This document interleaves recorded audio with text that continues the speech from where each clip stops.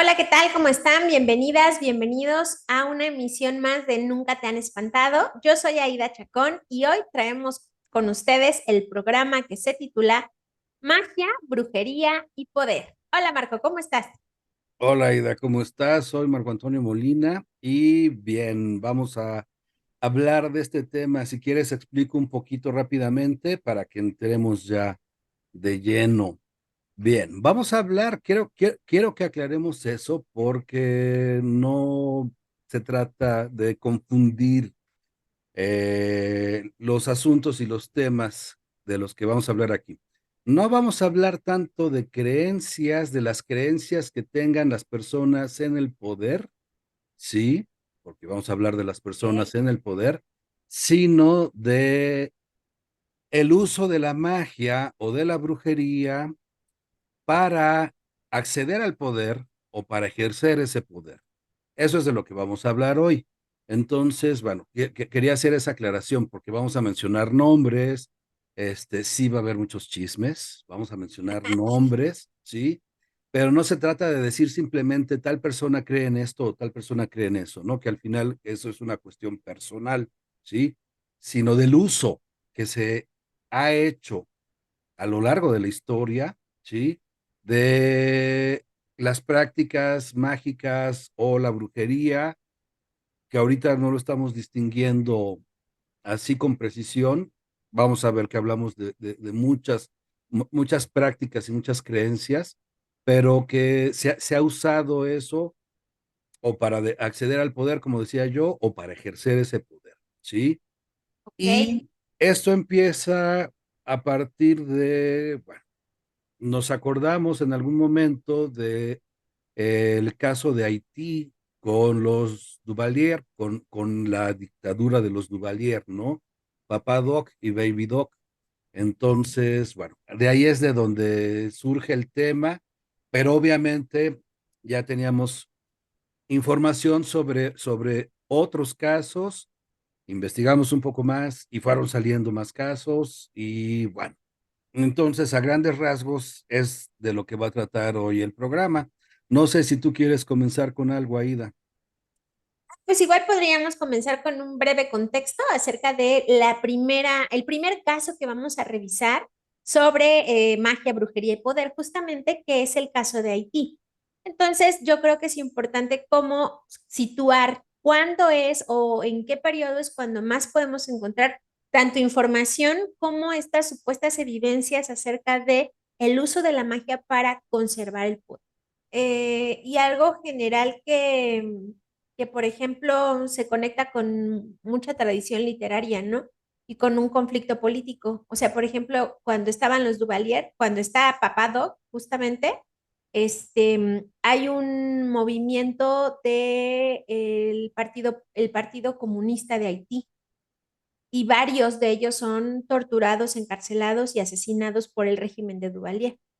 Entonces, el régimen del terror es conocido incluso en la literatura formal o en la literatura culta porque mató a escritores también, ¿no?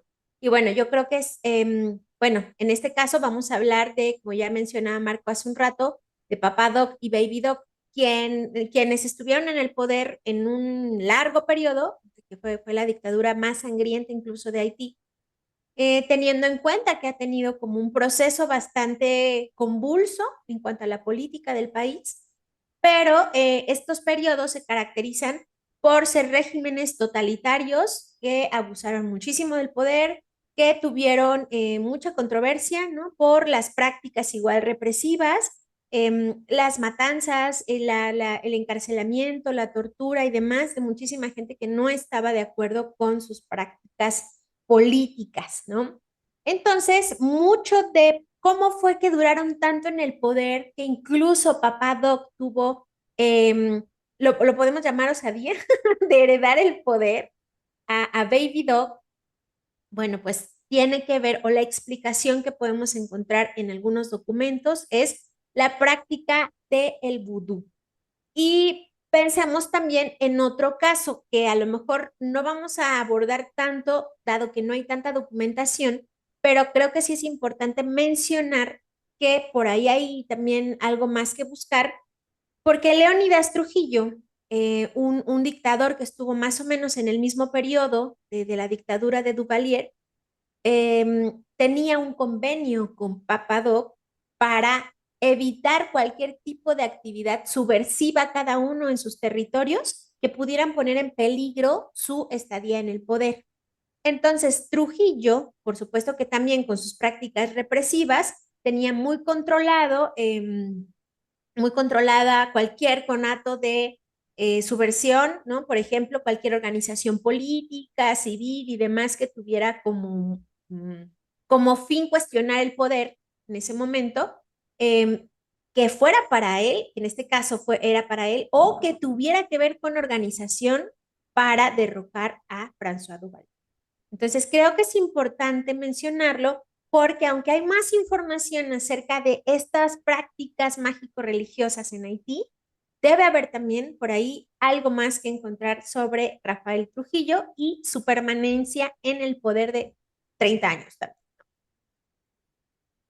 Bien, sí, creo que de lo que comentas es importante que se ha analizado la dictadura de, que como dices tú, esas eran dictaduras, no como que lo que luego andan diciendo, ¿no? Pero se ha analizado eso de las dictaduras de los Duvalier y de Trujillo, al que mencionas, que efectivamente coinciden en el tiempo, llegaron a tener roces también entre ellos, ¿no? Digo, al final dos dictadores juntos en la misma isla y con dos egos, como debe ser el ego de un dictador, pues sí llegaron a tener rivalidades también, a pesar de esos acuerdos que comentas tú, ¿no? Bueno, pero en el caso de los Duvalier, sobre todo de Papa Doc, sí se ha hablado de todas las prácticas simbólicas que ayudaron. No se explica como la única razón, hay que aclarar eso, ¿no? O sea, el uso del vudú en particular, porque estamos hablando de Haití, ¿sí? El uso del vudú en particular por parte de este dictador no se explica como la única razón por la que se pudo mantener en el poder, sino es una práctica simbólica que le permitió también tener un control sobre la población, ¿no? Y en ese sentido vamos a explicar un poco. Duvalier era un médico, el papá, ¿sí? Era un médico, lo que comentan es que era una persona muy inteligente, desde joven destacó, venía de una familia humilde y pudo llegar a la universidad, estudiar medicina y fue escalando el poder, ¿sí? Y ya que él llegó al poder, que al principio un poco pensaron que iba a ser como un personaje manipulable, después ya se dieron cuenta de que no, aparentemente ese médico medio flaquito, medio que se veía debilucho, en realidad no resultó así. Ya que estuvo él en el poder, una de las prácticas es que él, aprovechando el contexto histórico y cultural de Haití, él se identificaba de manera más o menos clara, nunca lo llegó a decir tal cual, pero hacía todo lo necesario para que fuera claro para sus paisanos. Se identificaba con Barón Samedi, que es una de las imágenes o una de las figuras del panteón haitiano más importantes, ¿sí? Entonces vestía él, eh, Barón Samedi, eh, es un personaje que viste con un traje de frac negro, un sombrero también de copa, ¿sí? Y lentes oscuros. El moñito creo que también, ¿no? El moñito puede estar, sí, aunque no siempre, pero bueno, así es como se encuentra en las imágenes de el vudú anteriores. No estamos, esto no es algo que inventó François Duvalier, pero es la imagen que aprovechaba, él se vestía de esa manera, ¿sí? Y entonces eso ya servía para que le temieran. Además, también se encargó de esparcir rumores, que obviamente funcionaban como rumores, pero por eso pueden ser más efectivos. Se encargó de esparcir rumores de que él había hecho pactos, que había traído seres ultratumba que le ayudaban a destruir a sus enemigos. Y entra también aquí el tema de los zombies. Y otra vez, aclaremos, no los zombies como nos los ponen en Hollywood, no así que ahora hasta ya son zombies que son súper veloces y que recorren corriendo, ¿no? Grandes territorios. No, no, no.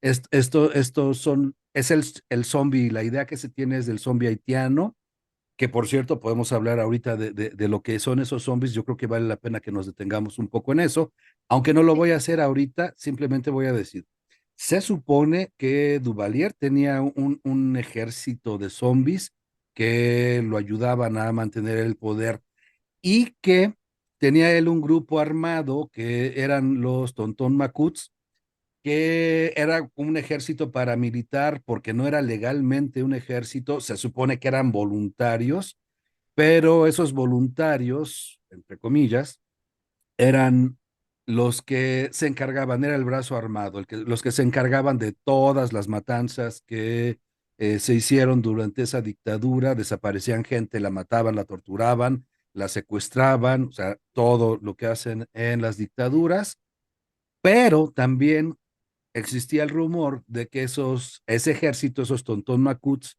a su vez tenían como sirvientes a los zombies, ¿no?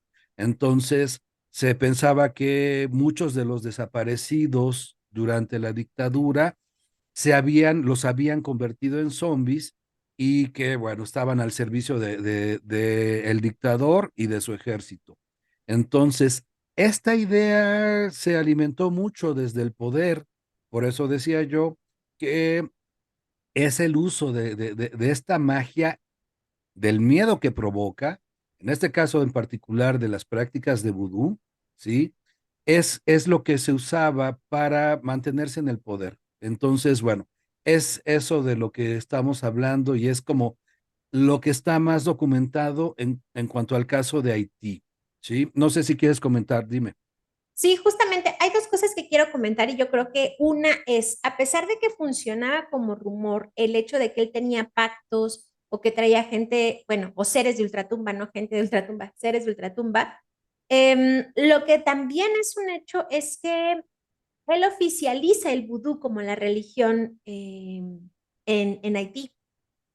Pues sí, la hace oficial, ¿no? De alguna manera, cuando Legalmente, habla de ella en público. es Ajá. que es eso. Discursivamente hablando. Cuando él habla de la religión en público, genera como una respuesta que en muchos casos es ambivalente. ¿Por qué?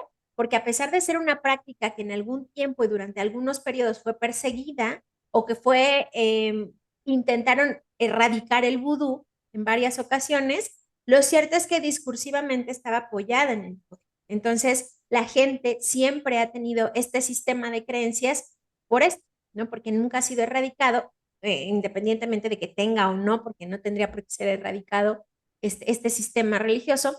Pero lo cierto es que nunca se ha ido y eso ayudó, por supuesto, también a que la práctica siguiera siendo, pero también a que en el imaginario colectivo Papado tuviera ese poder tan enorme, ¿no? Estamos hablando de una representación en el imaginario colectivo que gracias al discurso de Papadoc fue muy eficiente, fue muy eficaz socialmente hablando. Y la otra cuestión es también un poquito mencionando o retomando tu idea acerca de los zombies. La idea que tenemos de los zombies en general es una idea súper hollywoodense.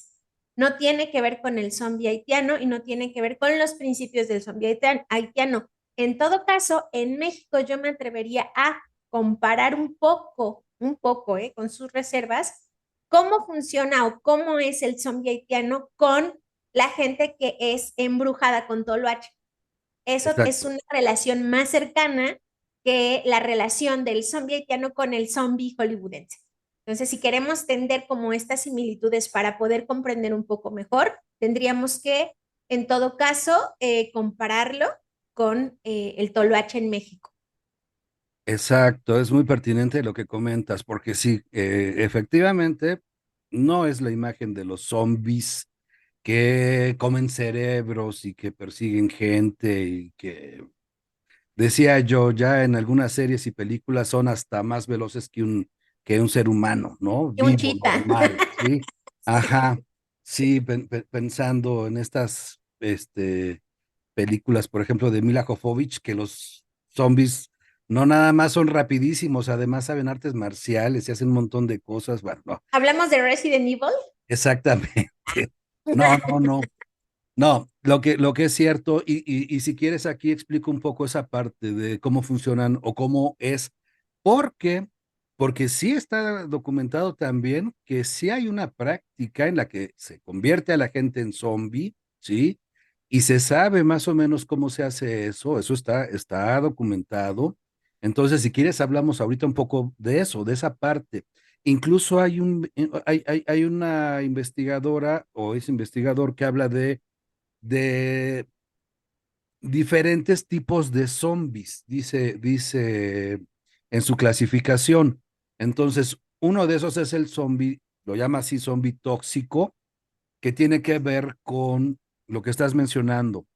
Es a partir de una sustancia que en herbolaria en Haití se conoce, se hace una preparación, creo que es la tetrodoxina, no recuerdo si así se llama, sí, pero se hace una preparación y es como el toloache que mencionas tú aquí en México, porque lo que hace esta sustancia es que aturde a las personas y les quita la voluntad. Entonces son personas, ojo, pero son personas lentas. O sea, son personas que están como dormidas, ¿sí? Exacto. No son ni No que siquiera, corren así no, kilómetros por hora, ¿no? ni tampoco son agresivas ni nada de esto. Son Exacto. personas que simplemente están como adormecidas, como un poco hipnotizadas y que obedecen, ¿no? Entonces, Ujú. se hace, y esto es muy interesante en Haití, esto se puede usar, por ejemplo, contra ciertos infractores. Hay como juicios populares donde contra una persona puede ser un maltratador, un violador, puede ser un golpeador, gente que ha hecho o cometido alguna falta que socialmente se considera reprobable y grave además, se puede hacer una queja. Algún familiar, amigo, la víctima, hace la queja frente a este grupo. Este grupo lo que hace es secuestrar a la persona, al acusado, se le da la droga no hace que no pierdan la conciencia, están conscientes todo el tiempo. Se le Ujú. hace el juicio, en el juicio se le declara culpable, si al final deciden que es culpable, la persona ya está drogada, ¿sí? Pero ya no puede reaccionar y ya no puede resistirse. Entonces, así como está drogada, se hace su entierro, ¿sí? Pero esto es, el grupo que hace esto es una como sociedad secreta, ¿sí? Hacen esto, socialmente se dice que murió la persona, socialmente para toda la comunidad se hace el entierro, entonces se entierra a la persona, pero la persona está siempre consciente, ¿sí? Se sabe porque hay quienes han después se han recuperado y lo han contado. Bueno, pero entonces se hace el entierro y ya en la noche hay un grupo que se encarga de desenterrar a la persona que está viva, pero que ya vivió todo su entierro. Se supone que esto tiene una función también psicológica muy importante, o sea, no nada más te están drogando para someterte, sino también cuando estás viviendo todo tu sepelio y todo tu funeral, lo estás viviendo de manera consciente, se supone que eso psicológicamente también está ayudando a que te sometan, o sea, están quebrándote psicológicamente para que sea más difícil esa resistencia. Entonces, Claro. se desentierra el cuerpo, que sigue vivo, evidentemente, a veces se sustituye por piedras y ya entonces esa persona, pero que está completamente drogada, se lleva a otro lugar y queda al servicio de alguien, ¿sí? Y entonces, y se le cambia el nombre, porque también se hace una ceremonia para cambiarle el nombre, porque se trata de que rompa con su vida pasada, es una vida nueva, pero es una vida nueva donde ya está sometido a la servidumbre de alguien más. Y entonces empieza, y es eso, es mano de obra, puede ser sirviente, puede ser, los pueden usar para cuidar, por ejemplo, enfermos, ¿sí? O para trabajar en la tierra, para sembrar, Ujú. etcétera. Para eso están usando los zombies, ¿sí? Y se les está administrando la droga de manera regular en las dosis que ya saben que controlan, ¿sí? Y pueden permanecer así hasta que mueren, ¿no? Se sabe que hay gente que se ha recuperado de eso y se recupera a veces por cuestiones fortuitas completamente, ¿no? Ah, Se sabe el caso de una persona, era una mujer, que después de 10 años la familia que la tenía sometida por alguna razón murieron, desaparecieron, y entonces esta persona quedó, esta mujer dejó de recibir la droga La medicación, ajá. y empezó a recuperarse. Ahora, esto es importante y fíjate lo interesante que resulta porque tiene que ver también con muchas creencias. Una de las maneras que de mantenerlos intoxicados y que no puedan resistirse, es que no se les da nada de sal en el alimento, ¿sí? Cuando a ti te quitan la sal de tu alimentación por completo y no tienes un problema cardiovascular, que eso se hace mucho con los hipertensos, ¿no? A los hipertensos lo primero que les recomiendan es que no tomen sal en su alimento, pero en el caso, si tú no tienes un problema cardiovascular, la suspensión de sal también provoca un problema fisiológico que tiene que ver con esa intoxicación y que tiene que ver con esa falta de voluntad. Y entonces una manera cuando dejan de recibir la droga o si le están recibiendo todavía, pero alguien encuentra a uno de estos zombies, una de las maneras de recuperar, de ayudar a su recuperación, es darle sal, que coman sal para que con eso empiecen a recuperar todas sus funciones fisiológicas y puedan entonces recuperarse más rápidamente y puedan recobrar la conciencia y la voluntad, ¿no? Bueno, pues a casos como esos han ocurrido, ¿sí? Que de alguna manera logran escapar o de alguna manera dejan de darles la droga, se recuperan ellos entonces, o alguien los reconoce, porque eso es lo que sucedió con esta mujer. O sea, esta mujer andaba en la calle, alguien la reconoce de su vida anterior y es la que la ayuda, le da sal, la mujer empieza a recuperarse, pero tampoco es como en las películas que de repente recupera la conciencia y dice, oh, ¿dónde estoy? ¿Qué hice aquí? O Ajá, sea, no, es un no. proceso también muy largo porque psicológicamente los han quebrado y entonces es un proceso de recuperación muy largo. Al final es como recuperarse de un traumatismo, ¿no? Donde pueden tardar años o a lo mejor no lo logran. O sea, O no lo logran por completo. por completo, exactamente. Entonces, bueno, esto es lo que sucede con los zombies, ¿sí? Y es uno de los tipos de zombies que decía yo. Hay otros tipos que tienen que ver, el zombie social, por ejemplo, que menciona esta investigadora, que tiene que ver con que, bueno, se finge la muerte de la persona, se sustituye por otra, por una cuestión social, se sustituye por otra, pero bueno, ya ahorita vamos a quedarnos con estos zombies que por medio de sustancias los adormecen y los someten, ¿no? Bueno. Por eso es que se puede decir y se puede creer también que los Tontón Macuts podían tener zombies a su servicio, ¿no? Porque era gente que estaba drogada, que la habían secuestrado, la habían desaparecido, estaba drogada y que podía servir como sirvientes en sus casas, en el campo, etcétera. Y bueno, pues era de las prácticas que en el contexto era perfectamente creíble para los ciudadanos que estaban sometidos a la dictadura de los Duvalier. Bueno, Y que no sé, también era como parte de las estrategias del terror, ¿no? Porque, por ejemplo, los Tonto Macut también tenían poder, o sea, tenían poder sobre la población civil, porque aunque era un brazo armado, no oficial y personal de Duvalier, lo cierto es que pues ellos estaban armados, eran torturadores, eran gente que se dedicaba a desaparecer a otros, ¿no? Y estos casos pues también están documentados. Por ejemplo, hablando de las desapariciones forzadas durante el periodo de Duvalier, pues nos podemos poner a pensar, por ejemplo, en un escritor que también fue doctor y que se estudia en la actualidad por su obra, por su tendencia política y demás, porque él era, me parece que era militante del Partido Comunista de Haití, que fue Jacques Stéphane Alexis. Igual él lo desaparecieron, lo mataron poco antes de que pudiera irse al exilio y pues bye, ¿no? Desapareció simplemente. Pero está documentado que incluso a él lo escucharon otras personas que estuvieron presas en el mismo periodo y que sí sabían que era él a quien estaban torturando y quien finalmente murió.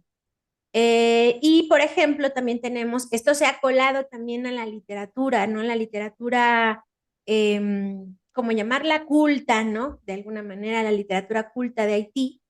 Por ejemplo, tenemos el caso también de una novela, bueno, es una serie de cuentos que se traduce al español como El Quebrantador, pero el nombre en inglés es The Dew Break.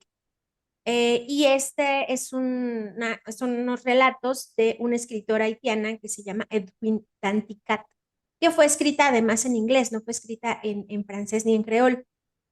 ¿Qué es lo que rescata acá? Justo la visión de los tontomacut, porque habla desde la experiencia de ser hija de un tontomacut y cómo es temido, pero también después tienen que exiliarse cuando finalmente pierden el poder la familia Duvalier. Sí, claro, porque era un grupo, como no era un grupo oficial, no respondía a reglas y gozaban de total impunidad, ¿no? Que es lo que tú comentas. O Exactamente. sea, podían matar, podían desaparecer, nadie los iba a juzgar, nadie los iba a cuestionar, ¿no? Al final eso es parte del ejercicio del poder en una dictadura y entonces no importa si mataron a un inocente, pues lo que importa es que se impongan y que ese poder se ejerza, ¿no? Y lo que comentabas también, que se imponga el miedo, porque el miedo es lo que controla a la gente, ¿no? O sea, entonces, bueno, pues eh, simplemente eso es lo que le interesa al dictador, no importa si se exceden en ese ejercicio sus paramilitares, ¿no? Bien, Efectivamente. y bueno, pues ahí está, ese es el caso de Haití. Ah, pero los usos, y en este caso del vudú en particular, hay una cosa que quería decir además, porque esto es muy importante y no, la idea es que nosotros no contribuyamos a esas falsas ideas que se tienen sobre algunos temas. Por ejemplo, lo mencionaste tú hace rato sobre el vudú. El vudú es una religión y es una religión que se sigue ejerciendo, se sigue practicando en Haití y en otros lugares, hay que decirlo, ¿sí? Ujú. Pero, ojo con esto, no quiere decir que el vudú es otra vez como nos lo pintan en Hollywood, que el vudú solo es para hacer zombies, brujería y matar gente, ¿sí? O muñecos vudú, Efectivamente, ¿no? efectivamente. El vudú no es eso, esa es la idea que nos ha vendido Hollywood, sobre todo, ¿sí? Sobre lo que es la religión. Pero hay que decirlo, déjame terminar esto y ahorita te doy la palabra, ¿Ok? porque ya vi que estás ahí lista. Yo. Ah, es una religión que tiene diferentes ramas, incluso responde a diferentes nombres. Nosotros desde fuera le ponemos una etiqueta y decimos esto es vudú, pero no, dentro de la misma isla tiene diferentes nombres, tiene diferentes ramas, ¿sí? Y entonces, y esto es un poco equivalente a lo que sucede, por ejemplo, con lo que desde afuera se llama santería en Cuba, ¿sí? Que tampoco ese es el nombre que debería recibir y que también cuando la gente dice, ah, es que eso es santería, igual se puede referir a diferentes ramas que tienen diferentes nombres, ¿no?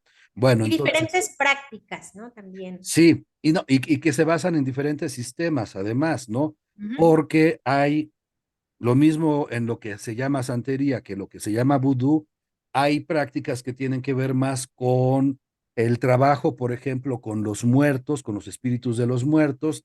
Hay prácticas que tienen que ver más con otras deidades, como lo que son los santos, ¿sí? Lo que decía yo de Barón Samedi o otros personajes de este panteón que se representan, igual que los santos católicos, son imágenes de hombres, mujeres, a los que se les atribuyen ciertas vestimentas, son ciertas tareas, como, así como tenemos en la religión católica el santo de los médicos o el santo de los choferes, etcétera. O sea, es lo mismo, ¿sí? Y bueno, y hay gente entonces que en la actualidad practica lo que nosotros entendemos como vudú en Haití y que nunca ha hecho magia negra. O sea, que lo que practica es simplemente para su beneficio dentro de su sistema de creencias y que no tiene nada que ver con estar haciéndole daño a otros, ¿no?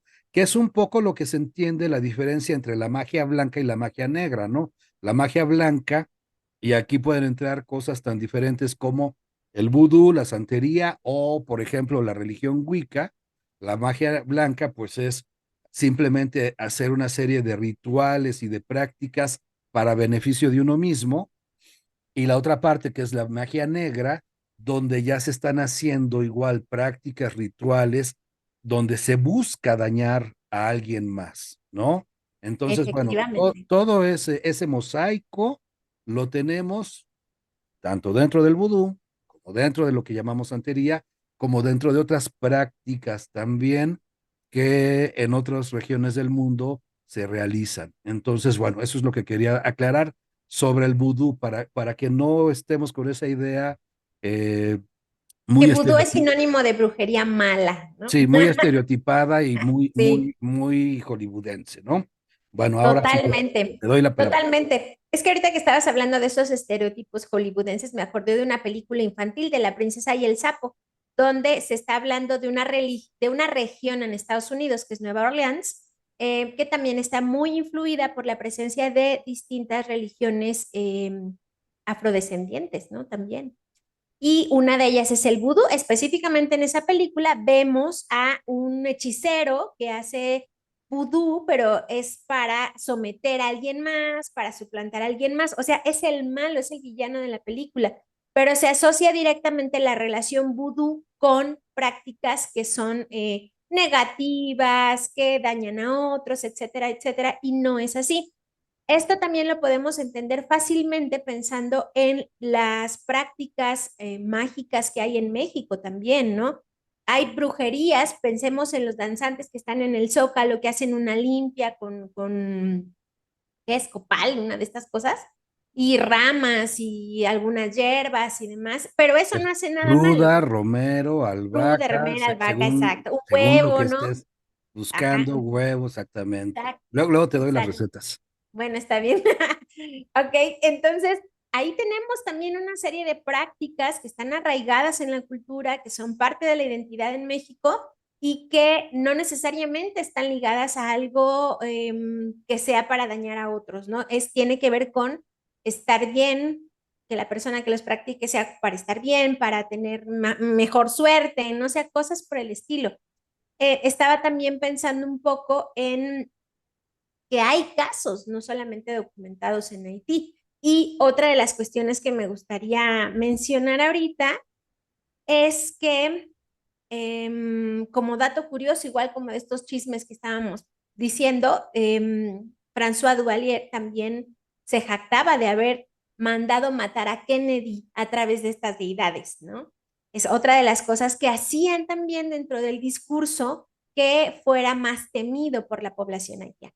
Claro, él se colgó ese milagrito, ¿no? Y en Sí. Haití, ¿quién le iba a decir que no? Y seguro que sí se lo creyeron, por supuesto. Claro, claro que sí.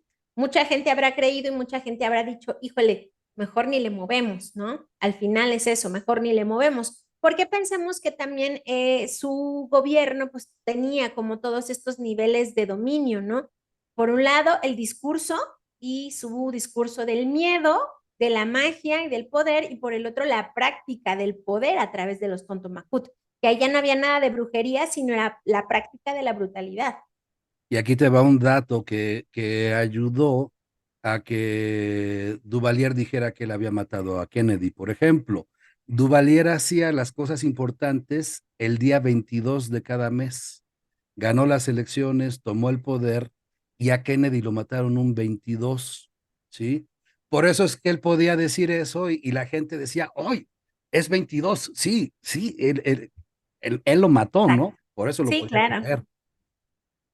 Sí, sí, sí, eso también es importante. Hablar de estos recursos que tienen que ver con la mezcla de la cosmovisión con lo que está sucediendo en la realidad, ¿no? O en ese gran discurso de la realidad, porque pues, Kennedy lo mataron en Texas, si no mal recuerdo. Ajá, sí.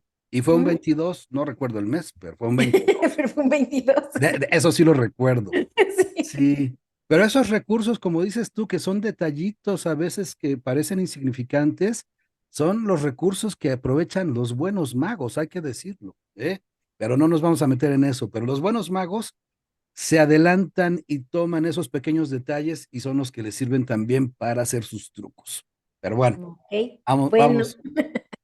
Ah, si quieres, vemos otros casos entonces de el uso de la magia para acceder al poder o para el ejercicio del poder.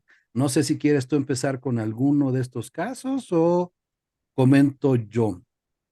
Bueno, vamos a seguir con Haití, porque creo yo que también de Haití hay otro caso que pudo haber sido sonado.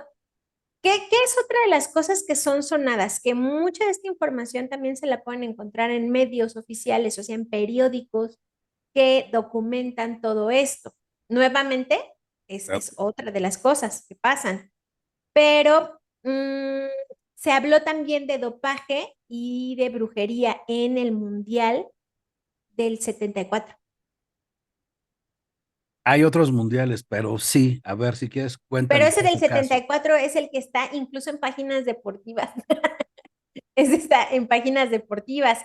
Y bueno, no recuerdo, pero pues también es en el periodo de Duvalier, o sea, esa es otra de las cuestiones, ¿no? Al final también hay una, digamos que como que se permean otros espacios que también tienen que ver con el Estado y el deporte internacional es uno de esos, ¿no? Entonces, donde ese tiempo, eh, digamos que hubo después de este periodo de dictadura, perdón, Haití fue a ese mundial, pero justo se le acusa de que había dopaje, pero también brujería para poder calificar al mundial porque no había tampoco una selección fortalecida como para llegar hasta las finales para entrar al Mundial. Esa también es otra de las cuestiones, ¿no?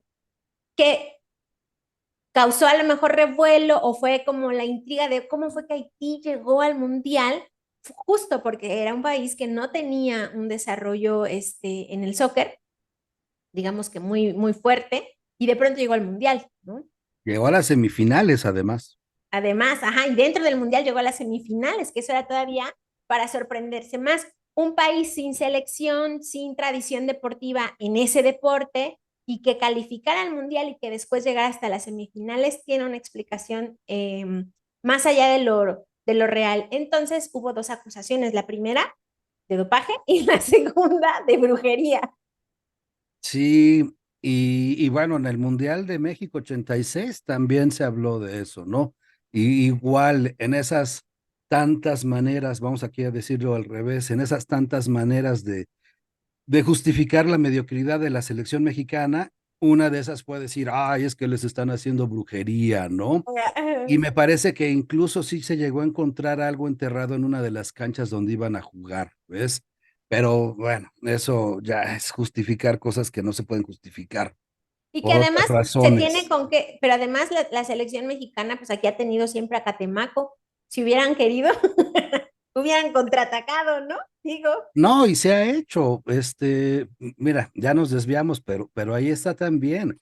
Incluso para algunos equipos se han hecho rituales. Para el Cruz Azul se supone que ay hicieron un no, ritual para, claro, por supuesto, para romper su racha, ¿no? De de que 20 años, ¿no? Su racha de sí, 20 años. una cosa así, y que recordando para quienes a lo mejor no tienen eso registrado, existe ya un verbo que es cruzazulear, porque justo este equipo de fútbol puede tener una trayectoria muy buena, llega hasta el último momento y en el último momento del partido o de un campeonato, pierde, ¿no? Cuando parece que todo va muy bien, muy bien, muy bien, ¡pum! En el último momento pierde. De ahí viene Cruz Azulear. Y se han hecho rituales, ¿no? Se han hecho rituales de magia, brujería para romper esa racha que, bueno, en algún momento Que puede ser hasta maldición, ¿no? Ya cuando estamos en esos términos, ya más bien parece maldición. Yo creo que eso habría que verlo con más detalle, pero sí, sí, por lo menos son malas rachas, ¿no? Pero Ok, ahora que mencionas tú lo de Catemaco, pues eso nos da pie para entrar justo al siguiente punto, ¿no? ok, me parece perfecto. Justo te Que iba a decir, igual, ya llegamos a México, ya ahora hay llegamos que a seguir. Catemaco, exacto. Para quien no lo sepa, porque igual si nos están viendo fuera de México, Catemaco es un lugar que se encuentra en el estado de Veracruz, en México, y que tiene la fama de que ahí están los brujos más poderosos y es donde se practica más magia de todo tipo en el país, ¿no? Creo que hay una buena, hay otras sí, regiones, claro, pero un poco podemos hablar incluso de, así como hay a veces el turismo político, turismo académico, aquí hay el turismo de brujería. Mucha gente va a Catemaco exclusivamente a eso, ¿no? y A mucha gente de consultar. muchos estratos también hay que de- mencionarlo, porque Catemaco es un punto turístico, ya no es el más barato de todo, de toda la zona, ni nada por el estilo. Entonces también hay que mencionar que es el punto donde van muchos, de muchos estratos sociales. y van exclusivamente a eso, ¿no? A hacerse una limpia o hacer un trabajo bueno o un trabajo malo de brujería, ¿no? Y Creo yo que podríamos también mencionar algo de las referencias que hay en el cine acerca de Catemaco, ¿no? Para quienes nos ven desde fuera. Creo que Netflix grabó una película sobre Catemaco hace no tanto tiempo, quizá un par de años, que se llama magia antigua. Magia Antigua. No, no se llama Magia Antigua la película, se llama El origen de algo, no me acuerdo, ¿no? Hay una que ya la comentamos en otro programa, que era magia antigua, que es una visión muy hollywoodense también, pero que se supone por Sí, todo el pero se citó en contexto. Catemaco, o sea, sí la Ajá, graban ahí exacto. además. Sí, por todo el contexto, reconocemos. Yo en particular no he ido a Catemaco, quiero aclarar esto, pero bueno, por la ¿Cómo que no has ido geografía, a a Catemaco? Catemaco no, a Veracruz sí, pero no a Catemaco. Entonces, por la geografía, por el contexto, reconocemos que es Catemaco o pensamos en eso, y bueno, ahí es donde se filmó la película, ¿no? Bien, Sí, bueno. las formas antiguas se llaman Las también. formas antiguas, es cierto. Las formas antiguas. La estoy Las formas confundiendo. antiguas. Sí, Sí, esa es la magia. película. Y magia antigua creo que tiene que ver con una película infantil que veía con mi hija, pero era otra cosa. Sí, no, estas son las formas Las antiguas. formas Igual como antiguas. tú bien mencionas, es una visión algo hollywoodense, porque ya sabes que hay posesiones, transformaciones y todo muy al ojo gringo, pero sí es filmada en Catemaco. Y esto, pues por lo menos nos deja ver que sí es un punto que culturalmente también en México tenemos muy identificados todos los mexicanos con las prácticas mágicas. Yo sí Exactamente. he ido a Catemaco. ¿Nos quieres contar? ¿Se puede contar? Pues nada más se va a conocer Catemaco, porque también es eso. La otra cuestión, mucha gente va a hacerse trabajos, pero también mucha gente va a ver cómo es Catemaco, ¿no? Porque causa mucha curiosidad Catemaco. Es muy bonito, eso sí es muy bonito. Está ahí la isla de los changos en medio de la laguna, pero hay mucho turismo también, tipo las calles de Hollywood. En esa casa vive no sé quién, en esa casa vive no sé cuál. Y eso también pasa en Catemaco. Muchas veces se va a ver dónde están las casas de los brujos más reconocidos, dónde están las casas de los brujos que le hicieron un trabajo a alguien muy famoso, porque eso también pasa. De pronto se habla de que aquí vino no sé quién a hacerse un trabajo para tal cosa. Y ese no sé quién resulta ser un personaje de la farándula, de la política, etcétera. Entonces también se va a Catemaco a ver eso, a curiosear esa parte. No, y sí, o sea, sí, sí, sí hay que decirlo. Es una toda esa zona, porque yo conozco los lugares que están cerca, ya no llegué hasta allá porque es como el final de un recorrido, Ujú. o sea, turísticamente, para un turismo normal, convencional, son lugares muy, muy bonitos, ¿no? O sea, Sí. empezando por Tlacotalpan, por ejemplo, ¿no? Pero bueno, ah, vamos, regresemos al tema. Entonces, se sabe, y en ese caso vamos a recomendar un libro. Hay dos, pero bueno, ahorita tengo a la mano uno, que es el de Los Brujos del Poder, ¿sí? Es un libro del 2007-2008 y en él se habla de varios políticos mexicanos que está documentado o por testimonio se sabe, digo, documentado no tanto como con registros, porque obviamente esas cosas se hacen normalmente en secreto, ¿sí? Pero por testimonios y por testigos se conoce que hay varios políticos mexicanos que han recurrido al uso de la magia, de la brujería, otra vez para acceder al poder o para recuperar o para ejercer el poder, ¿sí? Entonces, bueno.